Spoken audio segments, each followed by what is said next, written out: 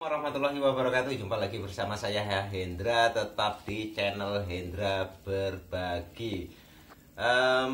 Cara memuaskan pelanggan itu adalah judul untuk video saya kali ini. Tapi sebelumnya saya sedikit akan bercerita bahwa apa yang akan saya sampaikan nanti itu adalah satu pengetahuan atau ilmu yang saya dapat itu sekitar 22 tahun yang lalu ya. Jadi di saat itu ada salah satu usaha maskapai di luar negeri itu yang mempunyai predikat sebagai maskapai dengan pelayanan terbaik di dunia. Nah, untuk di Indonesia saat itu ada dua perusahaan yang mengadopsi sistem pelayanan tersebut ya. Itu salah satunya adalah perusahaan bank swasta nasional ya, dan satu lagi adalah dealer otomotif yang cukup besar di Indonesia. Dan kebetulan syukur alhamdulillah saya saat itu bekerja di situ dan saya diberikan kesempatan untuk mengikuti training tentang pelayanan tersebut. Nah, sahabatku, pelanggan adalah faktor terpenting dalam sebuah usaha ya.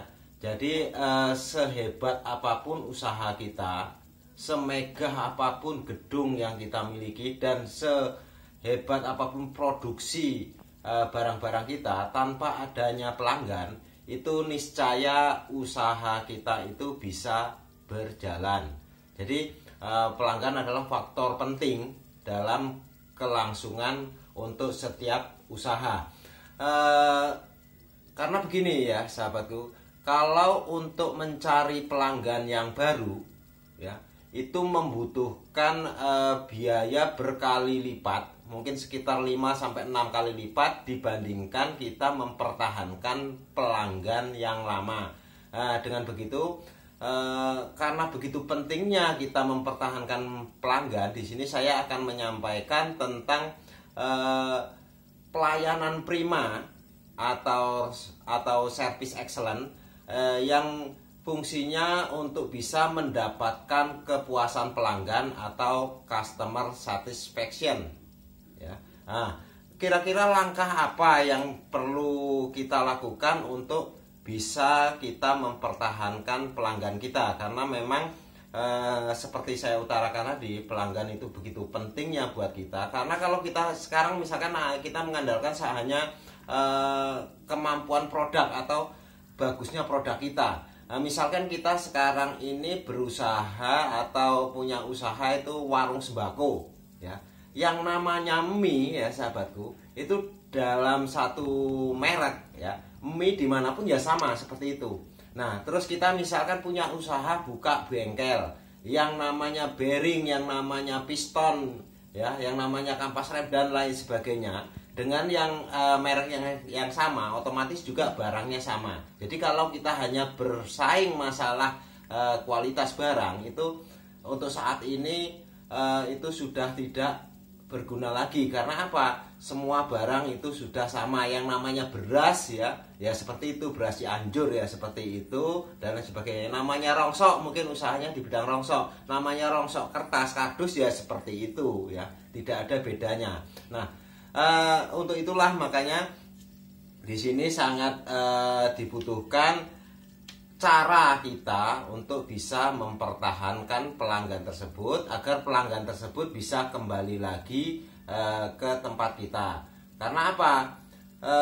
Satu kebaikan itu biasanya untuk mempengaruhi satu orang yang lain itu memang agak sulit ya.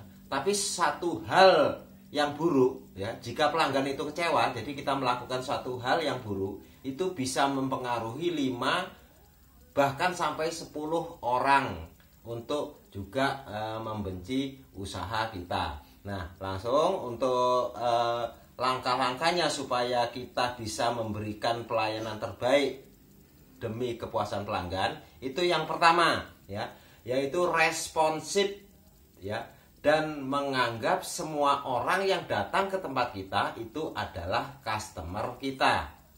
Jadi maksudnya seperti apa? Jangan sekali-kali sahabatku mengabaikan ya, atau cuek ya, atau memasah bodohkan orang yang datang. Itu mungkin cuma sekedar nanya-nanya, itu cuma lihat-lihat. Jangan anggap seperti itu. Mungkin saat itu dia hanya cuma tanya-tanya, atau mungkin juga cuma melihat-lihat. Tapi dengan respon yang positif dari kita, dan kita sudah menganggap dia adalah customer kita, otomatis kita memberikan pelayanan sebaik-baiknya kepada customer tersebut. Nah, kepuasan customer ini, merasa senangnya customer ini ya, itu nantinya akan memberikan dampak yang positif bagi usaha kita.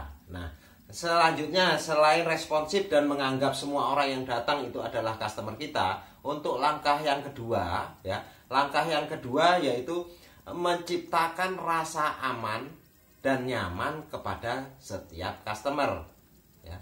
Rasa aman dan nyaman ini ya, itu bukan hanya kepada customer tersebut, tapi juga terhadap barang bawaan customer tersebut. Misalkan customer tersebut atau pelanggan tersebut membawa sepeda motor atau mobil ya, pastikan keamanannya dari tindak kejahatan, mungkin pencurian dan lain sebagainya, atau tempatkan parkirnya di tempat yang tidak tersenggol oleh kendaraan lain, atau keluar masuknya kendaraan, misalkan kita kerja di suatu pabrik ya, jangan tersenggol dengan atau mengganggu keluar masuknya kendaraan pabrik tersebut ya. Atau kita misalkan pas buka warung ya, usahakan kita mempunyai tempat parkir ya, itu yang aman bagi customer tersebut.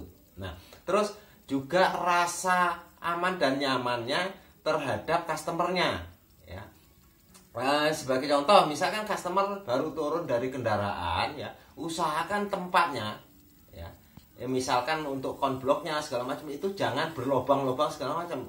Jadi kalau kita bisa bayangkan, kalau misalkan customer tersebut baru turun dari mobil, terus sementara halaman parkirnya itu sudah nggak nyaman sama sekali ya, bikin mungkin hak sepatu bisa patah dan lain sebagainya. Atau mungkin sahabatku membuka usaha di bidang bengkel otomotif misalkan.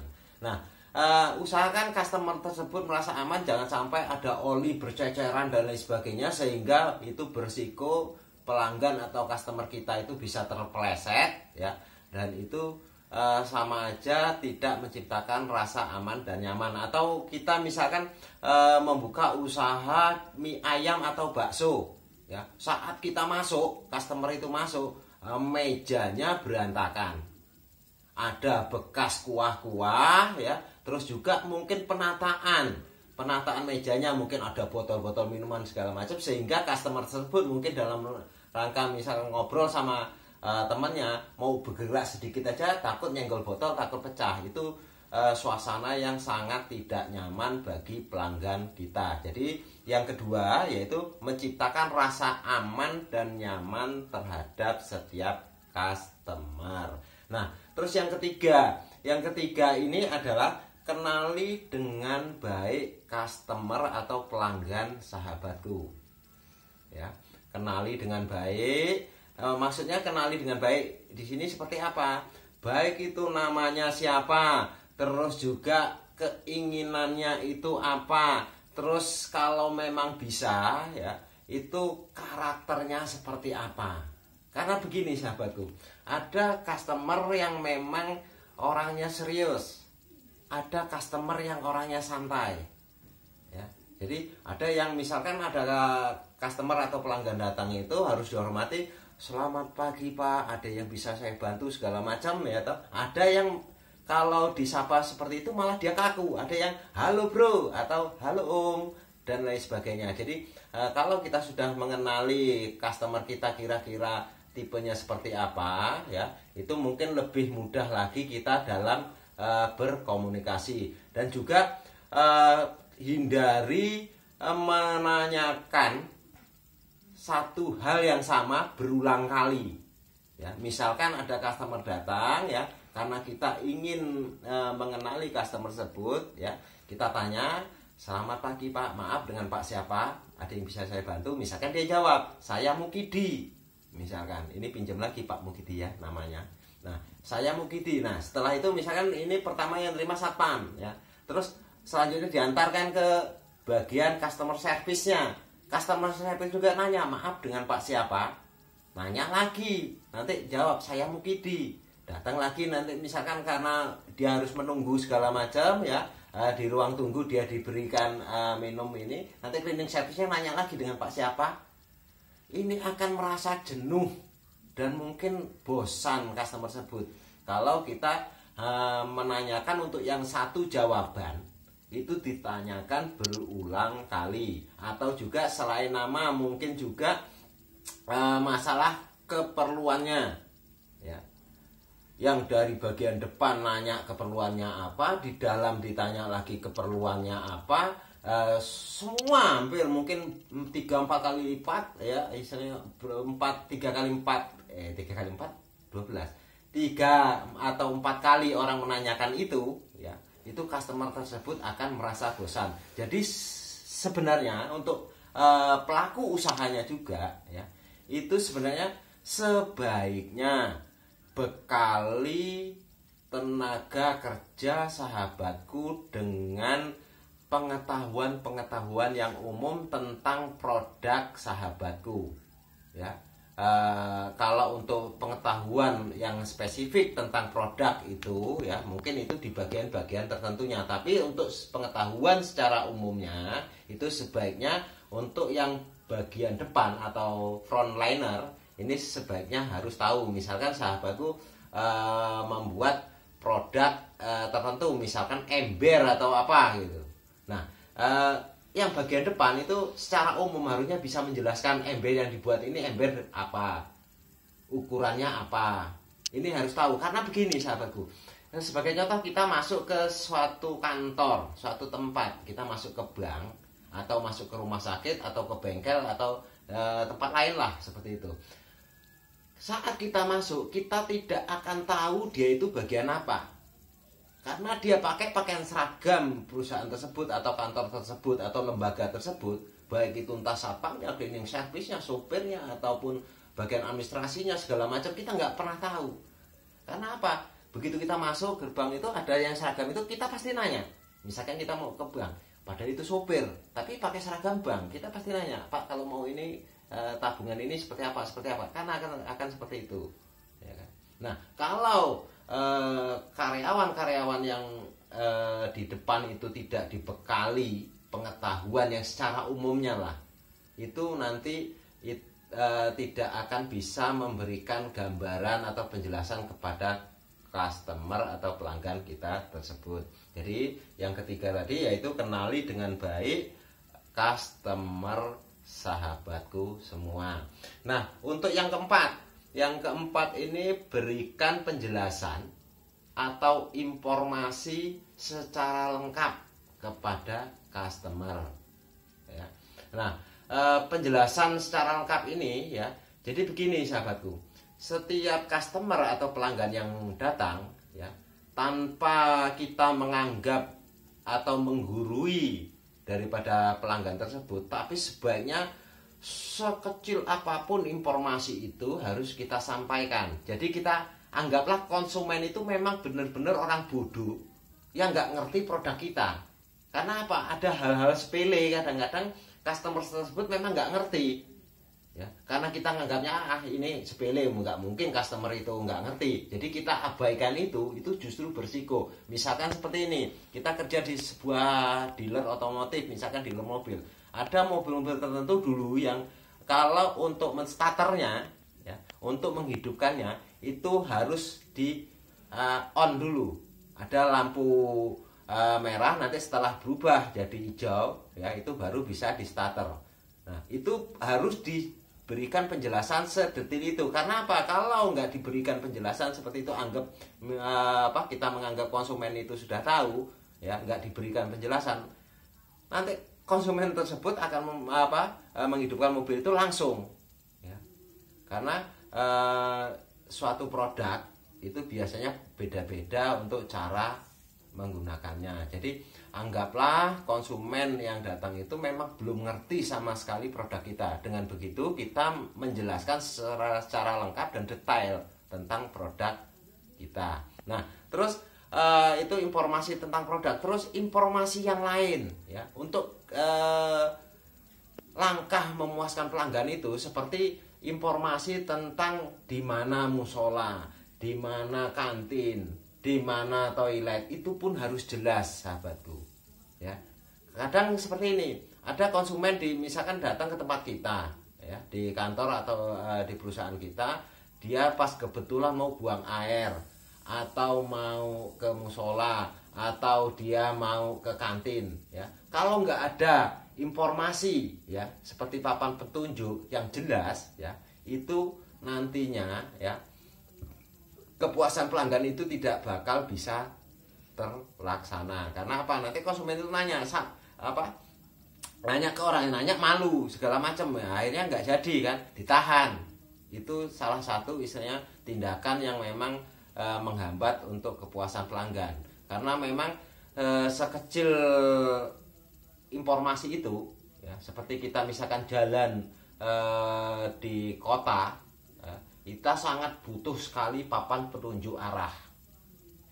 Sama halnya di kantor kita itu sebaiknya berikan papan petunjuk itu yang jelas ya. Jadi selain penjelasan produknya, juga penjelasan-penjelasan yang mendukung untuk kepuasan itu sebaiknya memang kita ciptakan. Nah, terus yang kelima ya, yaitu berikan kesan akhir ya, atau perpisahan yang mendalam kepada customer atau pelanggan kita.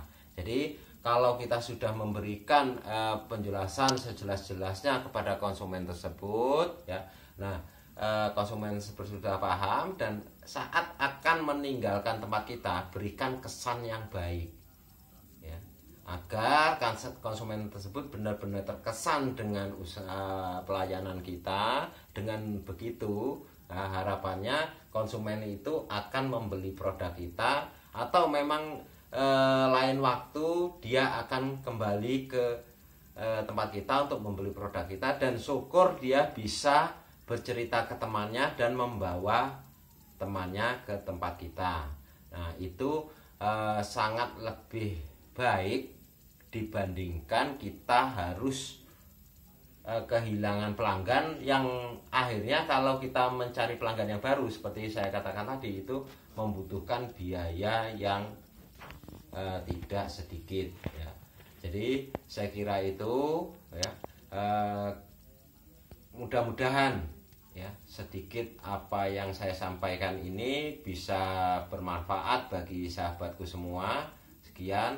Wassalamualaikum warahmatullahi wabarakatuh. Salam sukses.